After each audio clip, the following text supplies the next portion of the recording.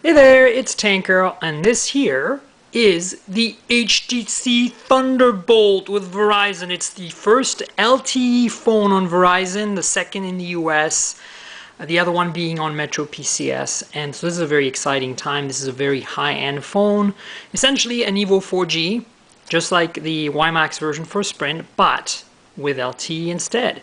So let's get started. Just so you know, this is a press unit, so I am not sure it's exactly in the same configuration as the retail units. It might be missing a screen protector, etc. That's pretty normal with Verizon's review units, unfortunately. So first, it comes in this really nice box with a wrapper here, as you can see, and it has embossed 4G LTE Verizon logos and embossed Verizon logo at the top, HTC logo at the bottom, and then in the back here it's got some stuff written. Package contains la la la, you know, the usual. So if you pull it like this, you get to a box, again embossed HTC, very classy looking Verizon. You can see it lifts like this and reveals like a nice red. Has more embossing here, HTC's Thunderbolt, nothing in the back. This side here says Thunderbolt as well. So let's open it up and see what we find inside. Da-da-da-da-da-da! There it is, the HTC Thunderbolt. And as I said, no screen protector. They tend to do that. So let me tip it out. And this is it. A very giant 4.3-inch screened Android phone with LTE. And here it is in the back, LTE 4G logo, HTC, and I see, as you can see here, there's a protection for the camera. I'm actually going to remove that right now and get rid of that. And 8 megapixels. Let me put the phone aside for a second. Let's go through the rest of the box quickly. So it's beautiful red in here. There's just a divider, some documentation. Master your device. Ooh, they don't screw around. It's like, let's not fuck around and write master your device instead of like starting guide. And the LG 4G logo here.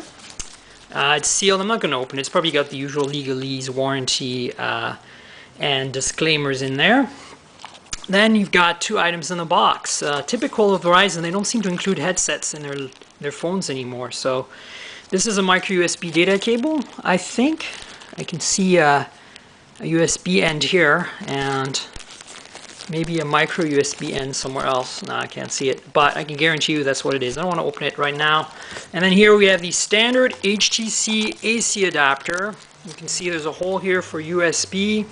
And at the other end here, it has US prongs for standard AC adapter. It's pretty small. And that's it for the box. So let's get back to the phone. I have here some devices to compare to, but first let's give you a quick walk around. So it starts at the bottom here with the usual menu keys for Android. Get the focus, hello, there we go, home, menu, back, and search. This really interesting little plastic area here under the screen. Again, maybe we will focus at some point soon so I can show you. There you go, you see it now. It's very nice. Kind of slightly recessed. You can see the glass edge there a little bit. And then on top you have the speaker grill with an LED somewhere inside of there. Front facing camera, I think it's VGA. You get the Verizon logo. In the back you have this really weird little plug here. I'm not sure if this part of the phone here is unibody metal or if it's plastic. It feels like it could be plastic.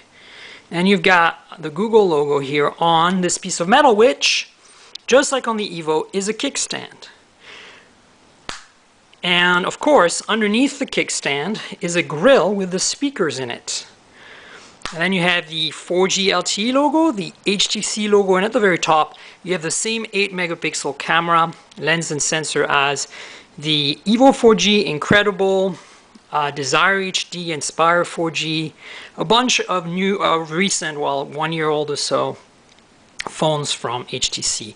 Interesting, there's a pair of microphones up here, it looks like. There's dual LED flash, And I think there's a mic at the bottom as well.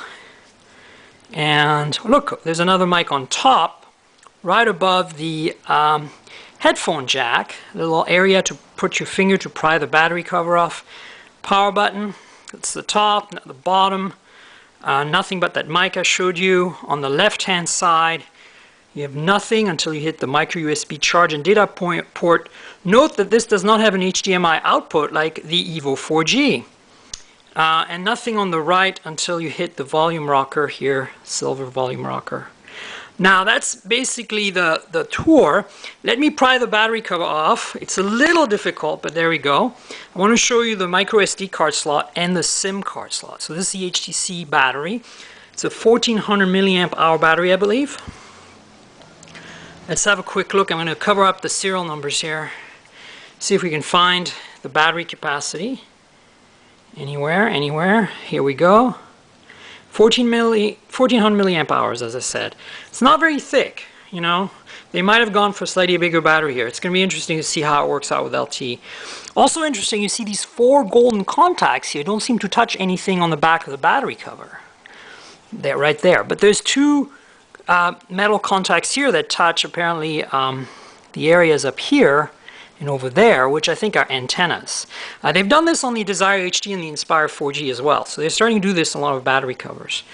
Now you see the vibration motor here, that little metal piece with the gray, like silver under the white translucent area there. Another plug for probably antenna connector. And so here's a micro SD card slot right there, where my thumb is. You can see the micro SD logo, and it's in there. It's a 32 gig card. I'm not going to pull it out, but you see it a little better right here.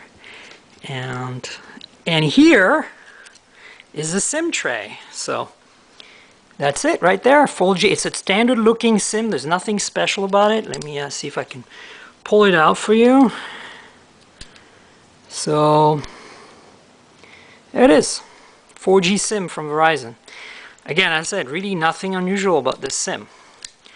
So I'm putting it back. I'm putting the battery cover back. Sorry, the battery first, and then the battery cover. So what this looks like without the battery cover. And then, so the battery cover kind of snaps in place, I believe. Yeah, it's a little hard to put in, but you get the idea. Now, let's do a comparison. Let's start with the EVO 4G. I have an EVO 4G here. This is really like the successor to it. So, boom, same size screen. As you can see, very similar design, very similar layout too, with the volume buttons on the right hand side instead of the left. Now the big difference is at the bottom, where on the EVO you've got the micro USB and the micro HDMI connectors, whereas on the Thunderbolt you have nothing. And then of course the EVO has the USB down there, and this is where the USB does on the Thunderbolt, and then nothing here on the left hand side. And the top looks very similar. Headphone jack, microphone, and the power button. Now the back looks also very similar. Hang on one second here. The camera seems to be put a little bit towards the left. It's more in the middle on the EVO. Same dual flash logo, and of course the kickstand here on the EVO. But the speaker is up right here instead of being under the kickstand like it is on the Thunderbolt. So that's the difference. Of course, the thickness difference too. The EVO was actually pretty thick already, but I think that unfortunately the Thunderbolt is thicker. As you can see that because the camera sticks out a little bit on the EVO, but it does not stick out on the Thunderbolt. So there you have it. Alright, now I'm going to compare it to a couple of other phones. Actually, before I do that, I want to turn it on. This is the EVO. Let's switch sides here. Let's do a first power on. Obviously, this is probably being activated by the PR people because it has a SIM in it already. But let's have a look. Maybe it won't be a first power on. It'll just be a power on. HTC logo. It vibrated in my hand. And let's see how long it takes to boot. Because I want to compare the screen quality to the EVO 4G. The EVO 4G doesn't have the best screen for 4.3 inch, and apparently this is using Super LCD. Quietly brilliant.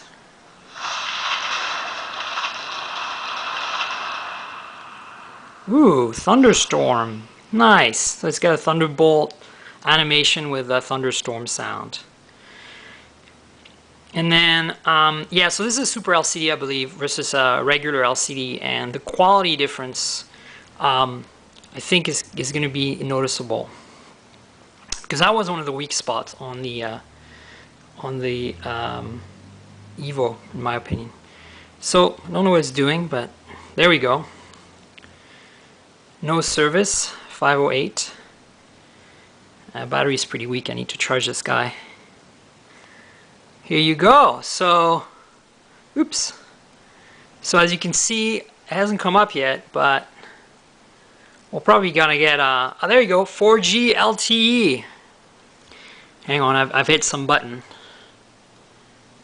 Look at that, 4G LTE up and down logo. So, this is fast. Here we go.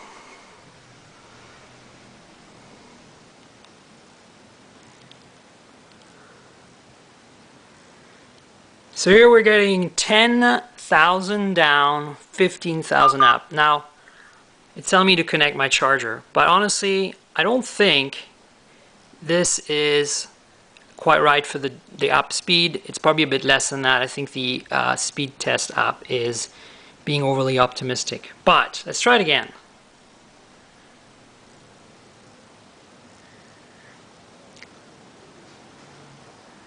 And boom, 9 well, basically 10 megabits up and 24 megabit down. So you get a feel for that. Now, I was going to compare the screen quality between the two devices. So here we go. It's actually not bad because it's kind of a gray and rainy day today, so you don't really see a big difference, but I think the viewing angles you're going to notice. The viewing angle on the EVO is a little worse off than the viewing angle on the... it's actually not too bad, but honestly, it does look a lot better, the screen of the Thunderbolt. See if I can... I just screwed up with the volume there. See if I can... Yeah, see, you might be able to see it a little bit better now. So as much as the EVO is not a bad screen, I still think the Thunderbolt looks a lot better. Anyway, let's continue our size comparisons. I got an iPhone here, iPhone 4, so this is where you see how much of a giant the Thunderbolt and the EVO are. This is it, like much bigger. And then the back looks like that. And thickness, obviously, huge difference here. I mean, it's almost 1.5, if not even close to 2 times thicker than an iPhone. And the iPhone is pretty thin, so, you know, that's what you get. Connect your charger. It really wants to be charged, this poor guy. So here you see the iPhone screen versus, of course, you know, there's a resolution difference here. This is 800 by 480, but the Thunderbird fares pretty well, viewing angle-wise. And then I want to show you against the Nexus S, which is my main phone. So here's an Nexus S with a 4-inch Super AMOLED display. Here we go. So here, you know, OLED is like awesome for viewing angles, right? Clearly. And I keep hitting the volume button, strangely enough. There you go. So that's what it looks like size-wise. So this is a bit closer in size to the Thunderbolt, the Nexus S. Now the back looks like this. Not a huge difference in size again. Thickness is, obviously the Thunderbolt is thicker, but because it's curved, as you can see the curved screen here on the Nexus S, the Nexus S has looks a little thicker than it actually really is because of this curving. You can see it a little better there. So yeah, that's basically it. The HTC Thunderbolt from Verizon, the first LTE phone on the network, blazing speeds, gigantic screen. This is basically as good as it gets in HTC land right now. So it's out. You can get it at Verizon right now. I'm going to take this through its paces, check the camera out. This camera has been pretty good on some devices, like the Incredible, but not that great on some others, like the EVO. So it really comes down to the software. I'd be really curious to find out how it pans out. Anyway, stay tuned. I'm Tank Girl. Cheers.